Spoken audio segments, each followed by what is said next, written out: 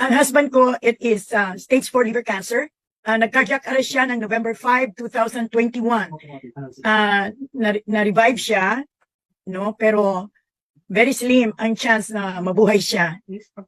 Actually, nag-give up talaga ang hospital sa kanya. And there is no chance for him to live. In other words, it's zero chance. Kailangan kung i-hospice ang aking asawa, kailangan niyang umuwi sa bahay. So, makita ninyo sa resolved cardiac arrest, resolved problem, no resolved hospital problems. Walang solution. So, nung inadmit siya, talagang 25% na lang ang heart function niya. Cirrhosis of the liver. So, nandidilaw siya, actually. Ito yung bed sore niya. So, walang doktor naniniwalang mabubuhay pa siya dahil dyan. Pero